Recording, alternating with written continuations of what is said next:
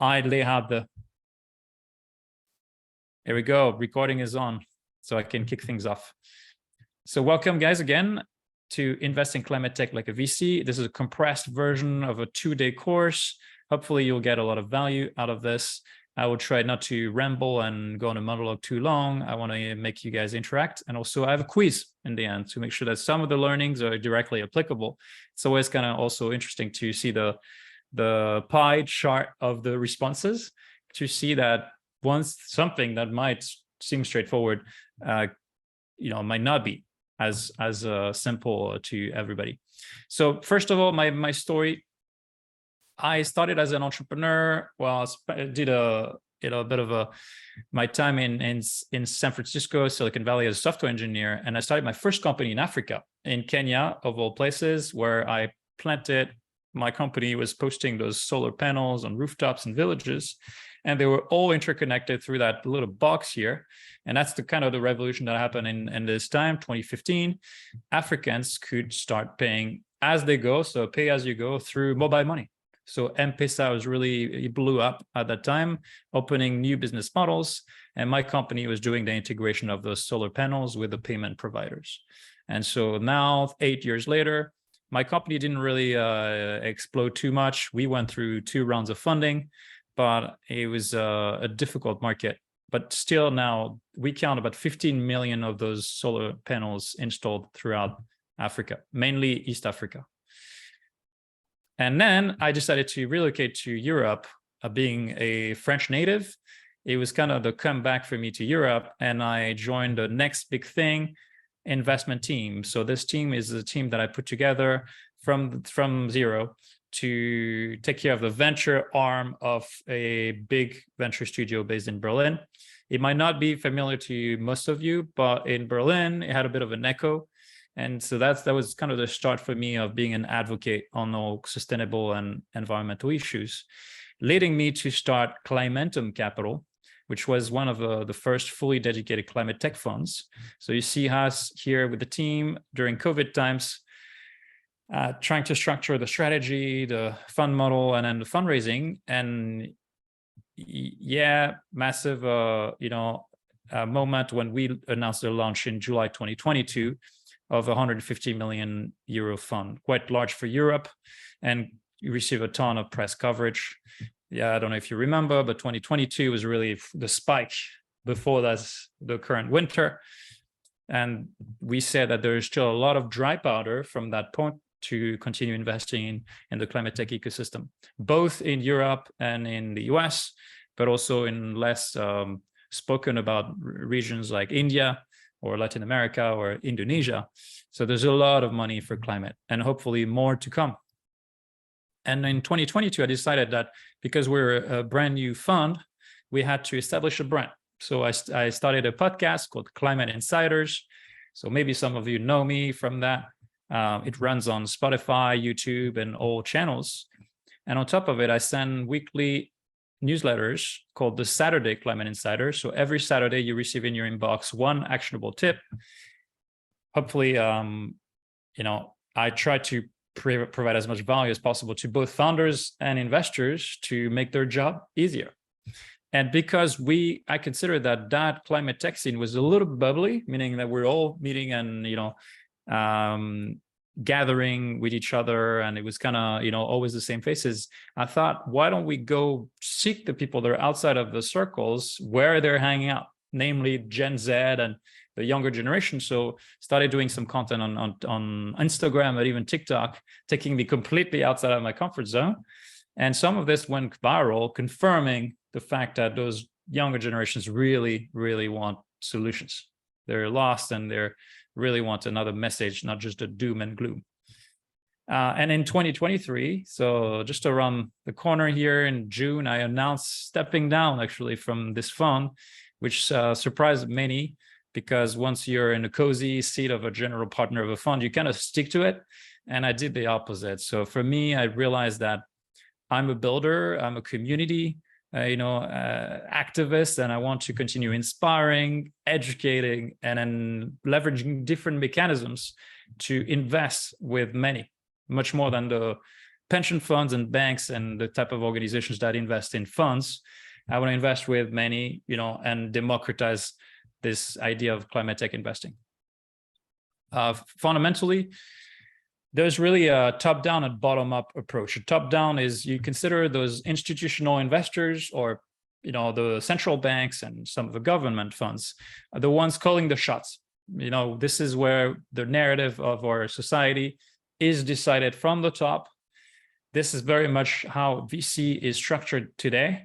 And I thought, and I still believe, and I want to push this idea that we are going to go much faster as a bottom-up approach powered by communities, like Forward VC, like the community I'm structuring, like so many other communities, because that, as Matt always says, the tide raises all boats. We can all benefit from each other's knowledge. And there's less interest on protecting ourselves behind our little structure. We're all trying to spread knowledge and accelerate things. And beyond 2023, well, I see two scenarios: a great awakening or a difficult touching the bottom scenario. And the only thing I can tell you is I think that investing in climate tech is probably one of the ways to create an awakening. So what are my street creds, if you will? I work for a next big thing where we did 7 investments, 100 to 500 tickets, 1,000 tickets. I cannot reveal the IRR, meaning the return on investment, because it's still a young portfolio, but also it's not something that a VC fund reveals publicly. I wish I could. Climentum Capital, we also did 10 investments by now. I mean, I'm no longer part of the team, but they've done 10 investments since the launch, doing 1 to 5 million euro tickets at late seed and Series A. But what I really want to emphasize is my personal angel portfolio, which I've done a lot of tickets. I try to do 2 to 20,000 euro tickets.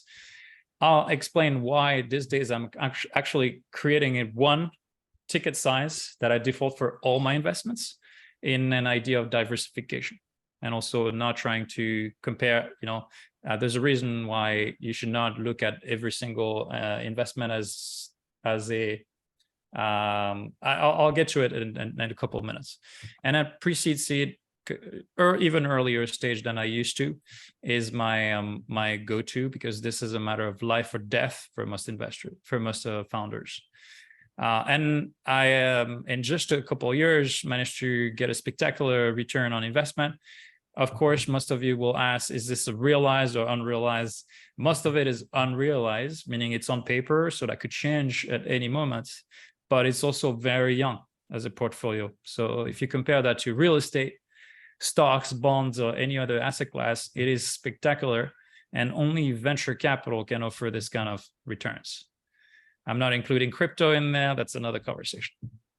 But the idea, and I'm sure the reason why you're here, is to go from island 1. So this is where you are, meaning you're probably as eco-anxious as I am, tired of reading those IPCC reports, powerless, confused. So there's all sorts of reasons why you want to become active. And you want to get to this island 2, which is aligning with your values, playing an active role, saving future generations, investing in positive impact, and driving enormous returns.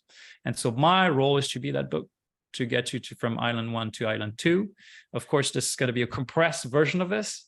If you're more interested, I'll share a link to so you guys can check out the longer format course. And I'm not going to emphasize that too much, but I actually recently wrote this newsletter showing the reverse correlation between all the climate conferences, namely the COPs and the emissions. There's actually, since 2015, the COP21 that was celebrated as the hoorah moment. Everyone's super happy that we finally conclude something at the UN level with 120 nations signing the treaties. There's actually an acceleration in the rate of emissions, which is insane. And so what are the solutions then? Number one, we cannot break the system. It needs to bend it. And the reason is, if you break it, then the situation of Syria, of Lebanon, Venezuela, Ukraine happens. It's more chaos, it's disorganized, really difficult to even help elevate the happiness of societies. So we need to bend it somehow. And to do so, I believe we need to reinvent norms of success. It cannot be indexed on pure economic growth anymore. We need alternatives, forms of growth. But it has to happen in stages. And so I think to get a lot of people on board with that narrative, we need to let them vote with their capital. And today's biggest driver of change in this hyper-capitalistic society remains capital. And so investing in exponential tech that can decarbonize as fast as possible to solve the CO2 problem is really why you're here and why I keep stressing out that solution exists. And not only is VC the best performing asset class of the last 30 years, but core enabling technologies are now available, small modular nuclear reactors, nuclear fusion, carbon capture, precision farming in every single, subsector. And I go in depth in my class about this. I won't have the time to go over, too deep here, but those enabling bricks exist. They just require people to invest and to know the rules to win repeatedly. And so I think I will focus mainly on those rules today. I'm happy to tell you more about the rest another time. But today is really the core idea of, double clicking on those fundamental rules of success. So I thought, why not going through the number one of all time? Every successful investor has understood that, but you'd be surprised how many of my peers, fund managers or investors, don't understand the power law. So the power law dictates that the 97% of all the profits come from less than 10, of iterations in that case. Let's say that you have 10,000 startups created per year, only less than 10 will generate 97% of the profit. So it's an exponential distribution, unlike a random Gaussian curve like that has, a kind of mean distribution. This is exponential. It's pretty steep to the left. The problem is most people perceive it as a linear descending distribution. The actual is much steeper than it actually looks like. So I thought I would emphasize that or illustrate it with different use cases in real life that will demonstrate that the power law rules everything. It rules venture capital as it rules most things in life. So it's basically a skewed or an even more, stronger distribution than the Pareto principle, the 80-20 rule that most of you know.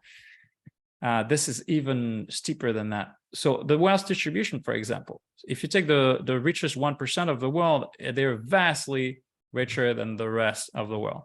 If you look at language, for example, English, or it's a case in all languages, the and a are vastly more represented in the English language than the rest of the words combined. If you look at websites distribution, Google, YouTube, account for vastly more views and traffic than the rest of all websites combined. And you name it. There's even power law within the power law. So YouTube drives most of the traffic. Within YouTube, the few most viewed YouTube videos will drive most of the traffic. And then a single video of the most viewed YouTuber drives most of the traffic. So it's just incredibly to understand that everything is completely skewed to the left. So what does that mean for us in VC? That means that those really successful funds tend to over-rely on the number of a very small number of deals that return more than 10x the initial investments. And this is why we qualify as unicorns, right? Unicorns, the definition is $1 billion valuation. But when you're unicorn hunting, that means that you only look for companies that have those characteristics. And the number one characteristic is the market needs to be enormous, big enough to generate this kind of outlier returns. And the underperforming funds are typically the ones that haven't hit that unicorn. They might have 2x, 3x, 5x returning companies, but they haven't hit, the nail in the head. That's enormous returning company. I see a question popping in the chat, but Nadia, you stop me anytime if there's something. And feel free, guys, to ask questions if you want more clarifying thoughts. Otherwise, I'll just carry on. So I mentioned the power law as one of the rules of success. There's 3 rules that I rely heavily on. Number 1 is the sort of law of diffusion of innovation, meaning that you need to invest early before it's obvious. Number 2 is the TRL, which is very specific to climate tech investing. TRL means technology readiness level. And the idea is to invest not too early, but not too late, when the TRL is typically between 5 and 7. I don't have too much time to go deep here, but the technology needs to be developed to a point where it's ready for commercialization. We're not talking about garage or lab scale stuff. It's tipping into commercial scale. And it needs to be before it becomes too expensive in terms of valuation, or too competitive to get in. So that's sweet spot, where this is where the main drivers of value come from. And the power law that we just discussed, the bigger and more challenging the problem, the bigger the pent-up demand, and the larger your total addressable market. So we're not talking about incremental gains here.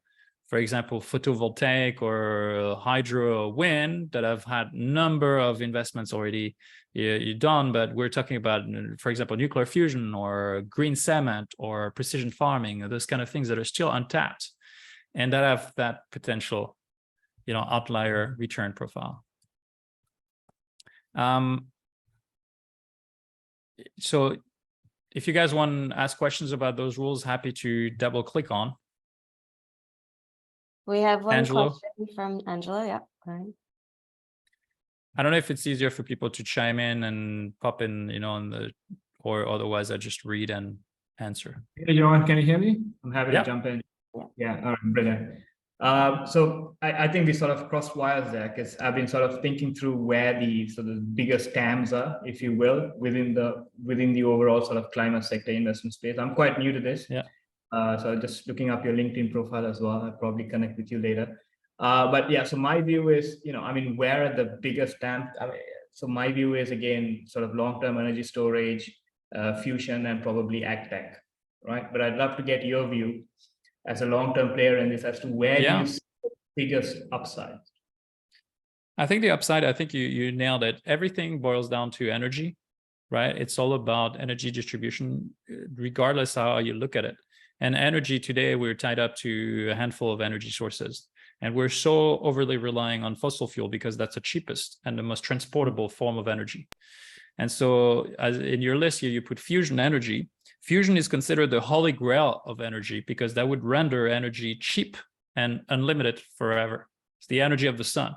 And so there's been a lot of venture capital money going to fusion in the last 2 years because it has that's the ultimate power law case, right? If you nail this in the next 10 years, you have a multi-trillion-dollar company.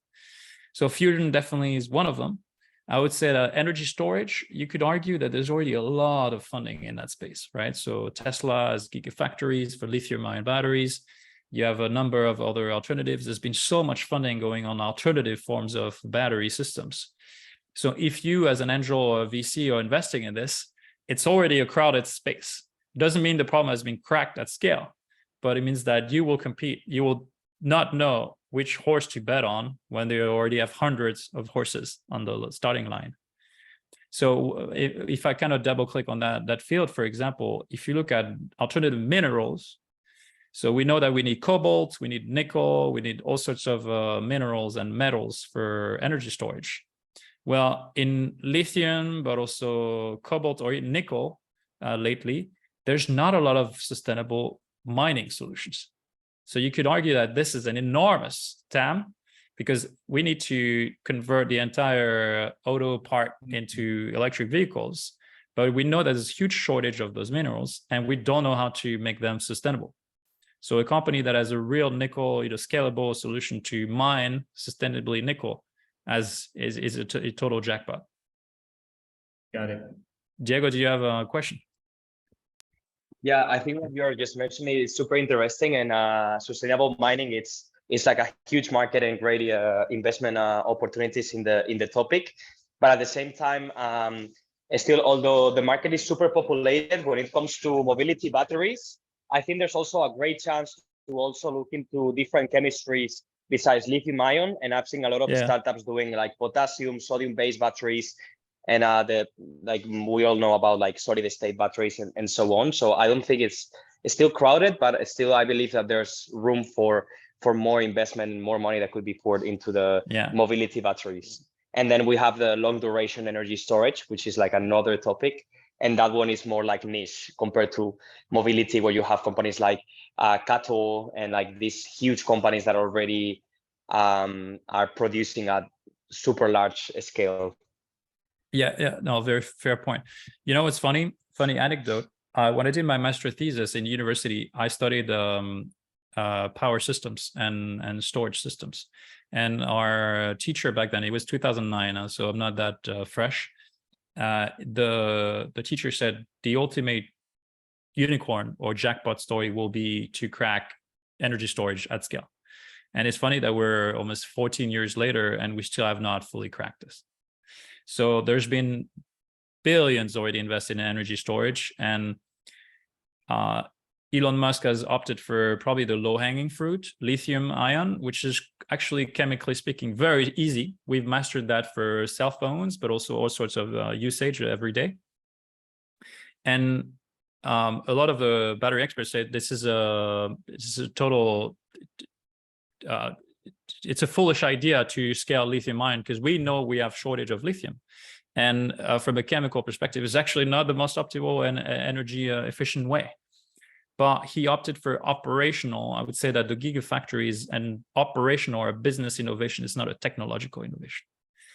And so we see a lot of this in battery is we opt for low-hanging fruits, operational improvements, and not so much on the chemical side. Or so I would agree with you, if there's a vastly superior chemistry that could be scaled globally, that could be also ultimate TAM opportunity and huge returner. There's just been so many. It's been a graveyard. There's been hundreds of battery tech companies that have failed, and that's a bit of a red flag to me as an investor. I would rather go to uncharted territories where there's a higher chance that I might find the startup that in a matrix of 4 to 5 that have a higher chance to establish a moat, right, or a defensible business, versus the one that is in a land mine or a graveyard of 1,000 that might not exactly have what it takes to fully scale. That's a long conversation, but thanks for bringing it up. Thank you, Yoann. Thank you, Yoann. I totally agree. And definitely, I see the battery investments more interesting for like a strategic perspective, more like a CVC type of investment, rather than like a syndicate deal or something that you would do from your own money, basically. But yeah, thank you so much for the insights. Thanks to you. And so that brings me to the next point of the idea of when you do early stage investing. So I'm kind of anchoring it as an angel here. I don't know what this crowd is composed of, but let's assuming you guys are willing to invest your own money or to start playing with it, you need to diversify. It is the #1 driver of success. And so I thought I had a bit of fun here with the slides, try to make it visual. I would consider the use case of, and don't take, you might have much more, less money to invest. It's purely for illustrating this this case here of portfolio construction. So 20 to 50K portfolio, where you will do 2 to 5K tickets at pre-seed seed. And let's say with that budget, you have 10 investments to make, right? So, oops, sorry, I clicked on.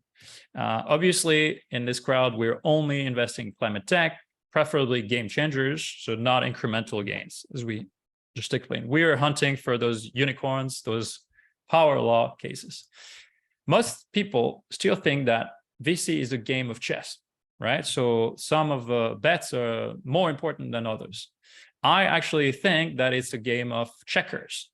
all bets are created equal for the simple reason that you have no way to predict which one will outperform versus the other, right? So if I were to say you have 20 deals to make, 8 in pre-seed, 10 in seed, and 2 in Series A. So you're an early stage investor, you still want a bit of exposure to Series A, so a company that has hit a certain scale, but not fully scaled yet. Those are the valuations you want to be looking at to stay in healthy territory. Pre-seed $5 to $10 million valuation, seed 10 to 20, and Series A 20 to 50.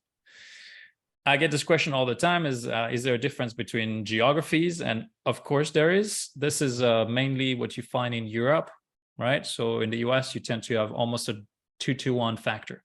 So the valuations are already at pre-seed in Silicon Valley or New York tend to be even higher than that. I'm considering what's healthy here in Europe. And as an angel, this is where I really want to play. I rarely place a bet above 20 million valuation. The math just don't work. I go in depth about this in my courses. We crunch the numbers, I show scenarios and accounting all sorts of dilution. It's really hard to return your money if you invest above 20 million valuation. But as a VC fund, we were investing, in that kind of territory, 10 to 50 million. Most VCs do this. 80% of a VC capital is actually allocated to lead seed Series A, meaning that there's 2 valleys of death or gaps. There's a pre-seed gap and then the Series B gap. So if there's anyone that wants to start a fund out there, I would say start a fund in pre-seed or in Series A, in Series B, right? You will have much less competition. Now, year 1, this is what it looks like. If we speed things up to year 5, you have a lot of death. A lot of the companies will fail for a number of reasons. Fallout with the founders, legal complications, running out of money, you name it. There's a really high failure rate in startups. So that means that 5 years later, some of them have graduated to the next round or the 2 rounds thereafter. So assuming that in that time you've continued investing even in sort of pre-seed seed, those companies will probably die as well, right? So the failure rate continues being pretty high. So one sure thing is death will be part of the journey. You need to be really quite risk prone to be in that game. So one of the most important disclaimer I give when people enter this venture capital game is you need to change your mindset from losing money is part of the strategy. And I find that use case of Tesla, the free cash flow story of Tesla, very representative of what's happening in VC. I don't know if you remember, but Tesla until 2019 was the most shorted stock of all time. They hated it in Wall Street. Most traders on Wall Street were just shorting it heavily. The hedge funds were completely, bitching about Tesla because every time they release a new model, the accounts were just going to the red. But what happened is after releasing the Model 3, boom, they were almost instantly that quarter after, cracking their production problems in the green. And this is what happened. Tesla, in just a matter of 3 quarters, became the most valued automaker in the world, surging past the combined value of Ford, GM, and Fiat. And now Tesla is what it is. Now they're setting the rules for the entire industry. It's kind of nuts. And so the analogy here with your cash flow as an angel investor is very similar. You will be in the red after red, doing individual bets. It looks like you're losing money a lot. And then you might have a small acquisition, maybe a bigger acquisition. You're still in the red because you continue deploying your money. But then after a couple of years, you are in the money too, right? It's kind of unpredictable. And what happened to me when I started doing this is you start receiving notice emails of X company is going out of money. They're looking for a bridge round, meaning they're about to go under and they're asking existing investors to continue adding more money, which you should not do in most cases as an angel investor. You should rather continue investing in new company, fresh companies, and not helping the ones that are going under. Happy to go into this more in depth.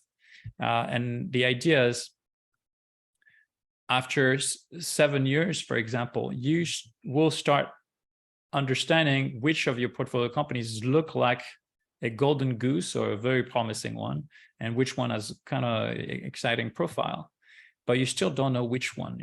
You still don't know how that's going to materialize into exits yet after 7 years. So if we were to kind of wipe out the floor and only keep the ones that matter, 8 years later, you're left with 3 companies that really matter in your portfolio. At year 9, 2 of them might graduate to Series C. At year 10, you will get an acquisition. So great, awesome.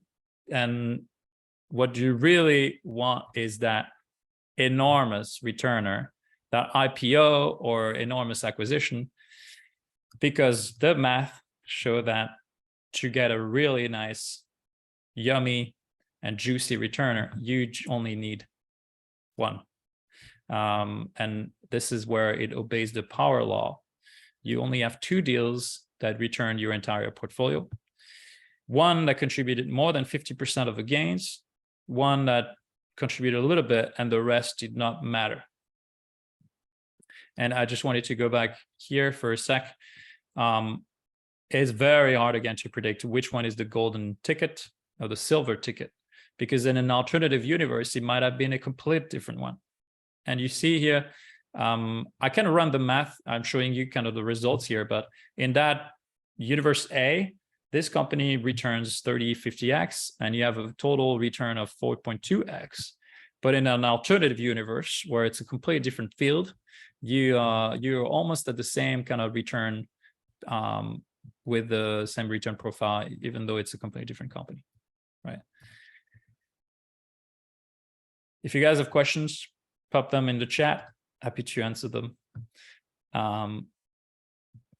And so this is the chart that I started with. Historically, venture capital has really outperformed over and over and over because of those outlier profiles. And it's very hard. Of course, it's skewed also within all the players. So let's say you have 100 funds or 1,000 investors. There's going to be only a handful that really crack this game. But those that crack it really have spectacular returns over the long run. Diego, what's your question? Sorry for being so persistent. I have a curiosity question. Have you ever compared like a venture capital investment to like crypto investments that are being like very popular in the last couple of years? Is there any metrics comparing like both types of investments, also with like real estate and so on? Yeah. So real estate, well, you have it in front of you. Real estate, private equity, bonds. So those kind of the mainstream asset classes. And you can see that real estate performs okay, but it has kind of a linear return rate. It actually surprises me that it's 20%. I would say that, you know, it's typically 6 to 8% annually over a very long stretch of time, when venture capital tends to be much more in the 30 to 40% IRR. And so crypto, this is a tougher one.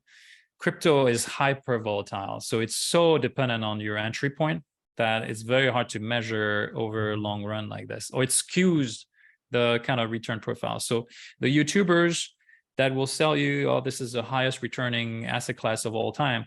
Well, they're completely skewed because they entered really early on, right? It doesn't mean that you will not accrue a ton of gain in the future. I still think it will rip, but I would say venture capital has a more linear distribution profile than crypto. It's less dependent on time than crypto is. Yeah, totally agree. Like you can make like 20x in one day and then lose all the money in the following day, right? That's something like similar to what you're talking about. Yeah, I mean, it's more like you had to invest in 2017 and you had to invest in 2020 to be in the green. If you invested in any other year, you would be in the red. So it's so, and you had to invest in a handful of months, right? So in 2017, you had to invest between March or to January and September, along those lines, right? Or December. So it's very, very time dependent. And since you cannot time the markets, I would say good to have a bit of exposure if you're really risk prone, but venture capital, if you invest in the right fusion company, it doesn't matter when if you invest in 2017 or 20. I mean, timing is very important, but there's always opportunities in venture capital. When crypto is a sort of macro thing where every crypto or the entire asset class is indexed on Bitcoin, basically.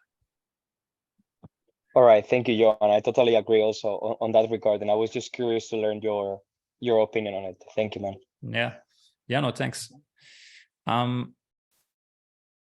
What I do typically in my class, in my community, I share investment case studies. For example, at the moment we're running this company. It's an alternative wood company, and maybe to change the flow here, so you don't hear me ramble, I would kind of show you a quick.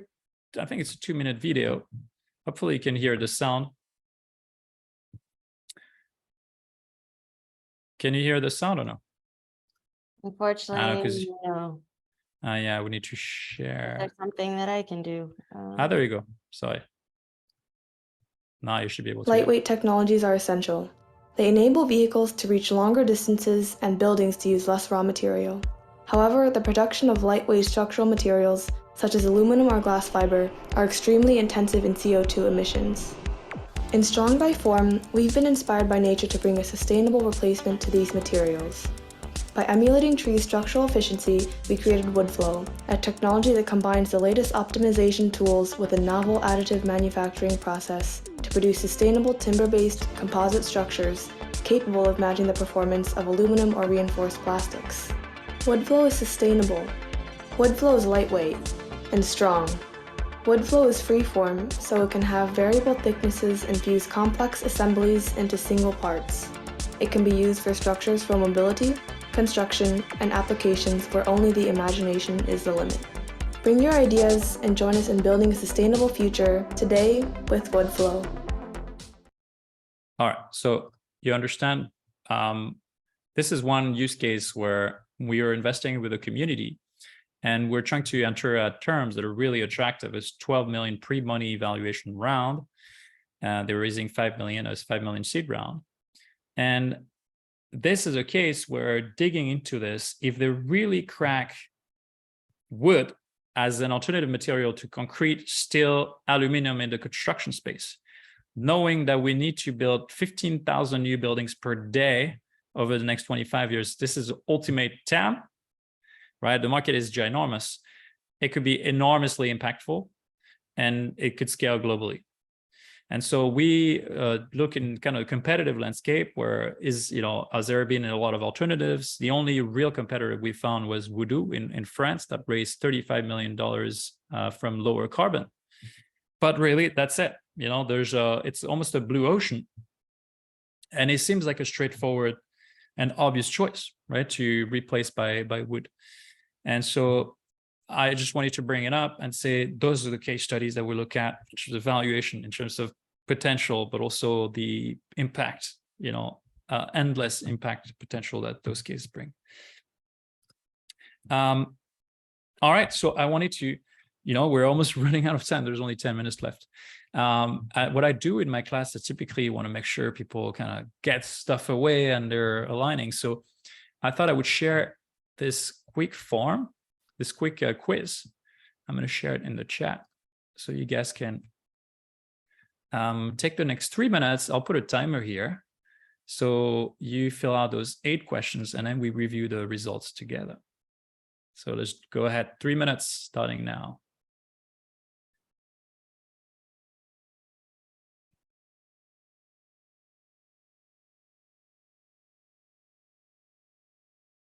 Obviously, we didn't cover all the points today. But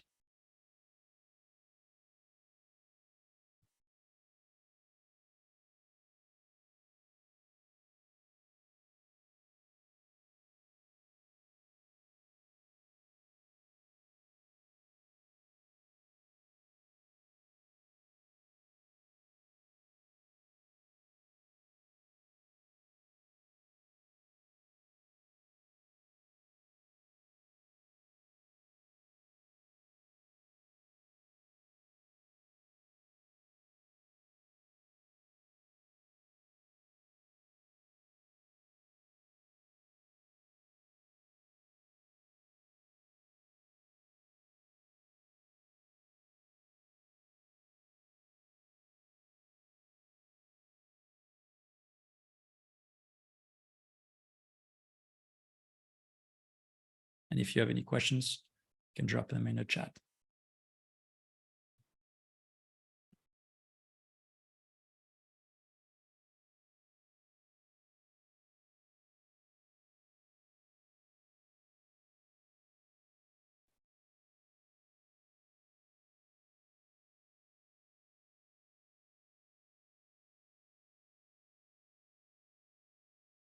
Yoann, I realized one of the questions, the top optimize for financial performance, should I deploy more broadly and do more deals, or should I be extremely picky and cherry pick the best of the best? The answers are yes and no, but which one's which? Yeah, very good point. Should you cherry pick, or it's the question? It's to optimize. Yeah.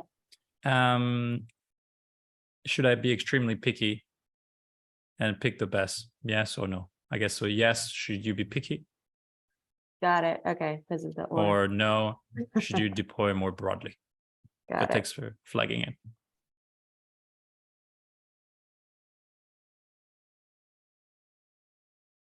So And Diego, Yoann, to you. again, if I can jump in while we wait for people to finish this. I just Uh-huh. wanted to check from your experience, right? I mean, as an angel, how do you balance the amount of time you spend on DD of a company versus your check size? Because sometimes I end up going down this complete rabbit holes, right? And I spend days and days and days. And then I say, well, hang on a minute, I'm only writing a $10,000 check. Just how much time am I going to put into this? Right? Yeah. How do you balance that, just high level? Sure. Yeah, no, very good question. By the way, time's up. So, oh my God, that alarm. That is brutal. So a great question.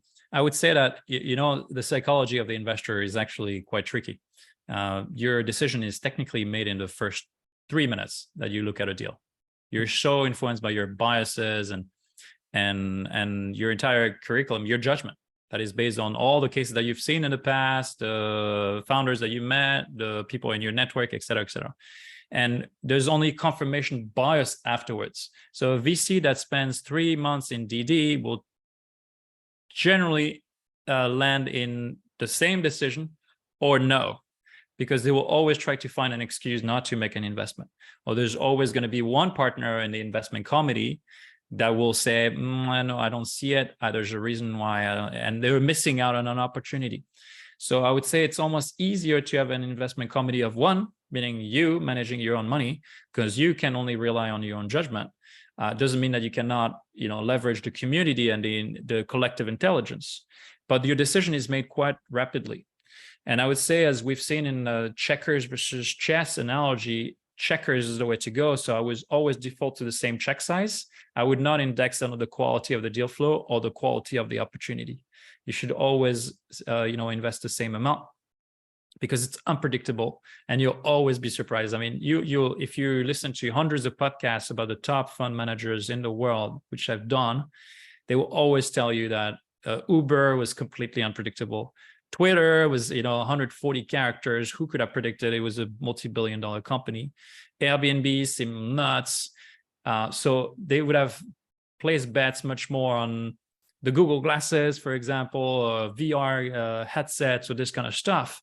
But if they had done so and over-indexed on their kind of what they thought was better, they would have missed out on enormous returns. So default to same check size. Your initial investment decision is typically made in the first couple of minutes. Of course, you need to do your homework and make sure you're not spraying your money in nonsensical stuff, but I would not index it on deal flow quality. Thank you. All right, let's go to the results. I'm very excited to see what you guys. Oops, it's here.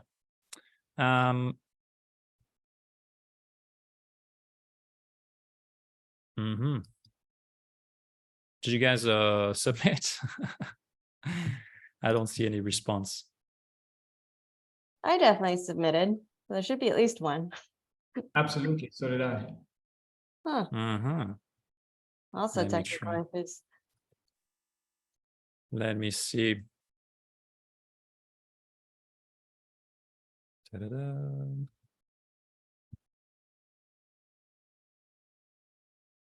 Yeah, that's interesting.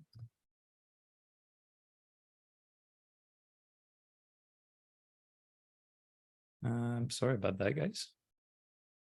Not much I can do if Google is that form's not working. Okay.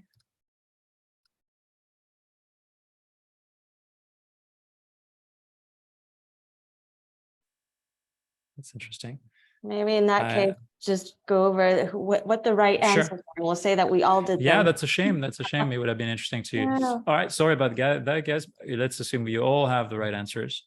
So there's 8 questions, and I'm kind of being provocative on some of them because they're not as straightforward. But the game is the tech is game changing. The team rock solid, but there's no immediate path to market. So this, I'm trying to say that the TRL is very early, and there's a huge opportunity, but still a lot of risk.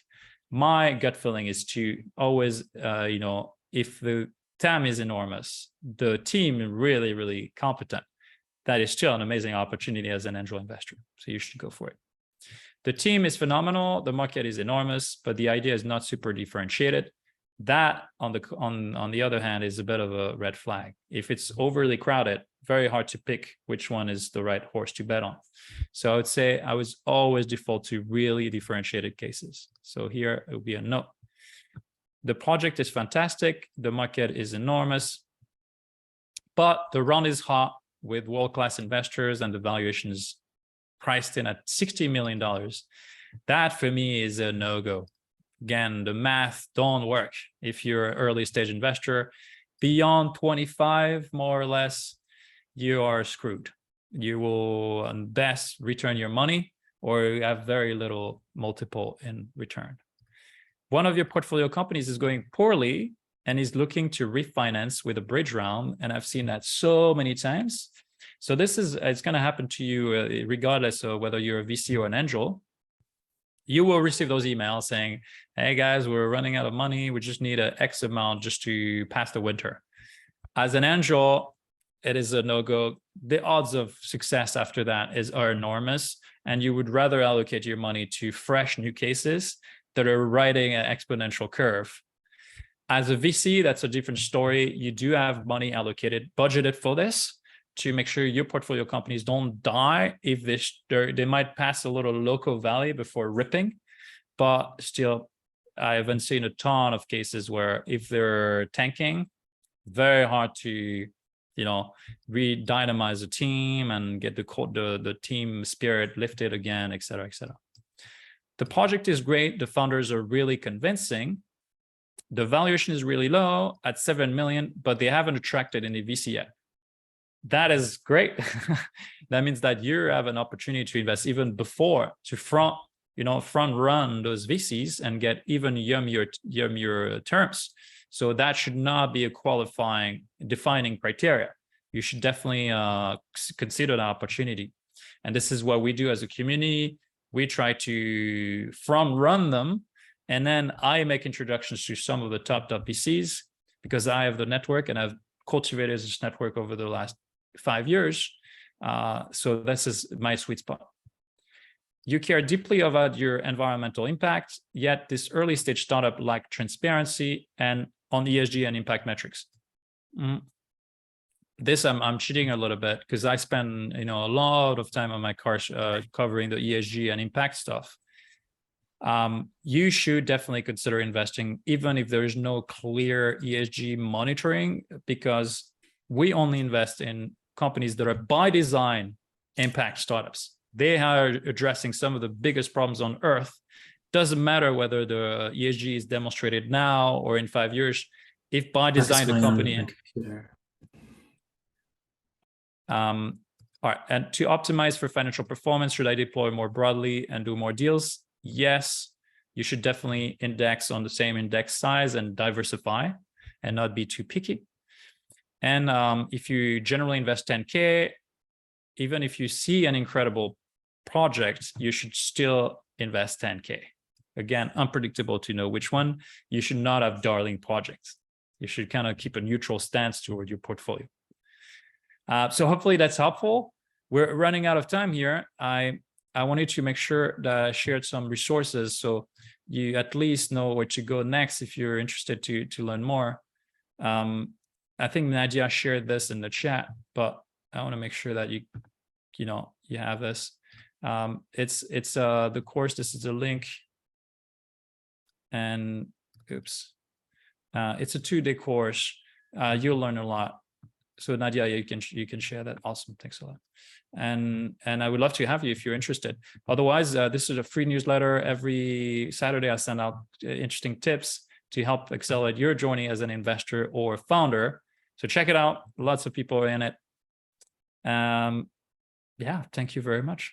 Thank you, Yoann. And yeah, this is, I mean, rapid fire. Sorry for starting late, so that cut off of some of the precious minutes that you're able to present. But this has been really informative. I had some questions, but I held back because I think we had enough questions from the audience too. If you guys are still interested and want to learn more from Yoann, we definitely recommend his course.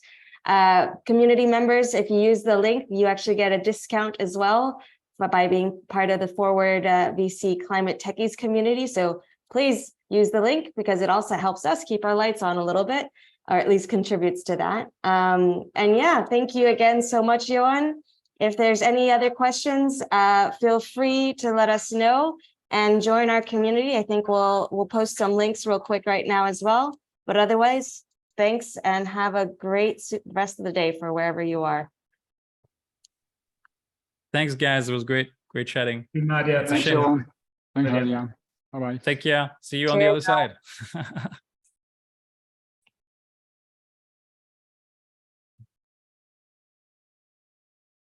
Thanks, Nadia. Really, hopefully it was helpful. And yeah, looking forward to more collaboration.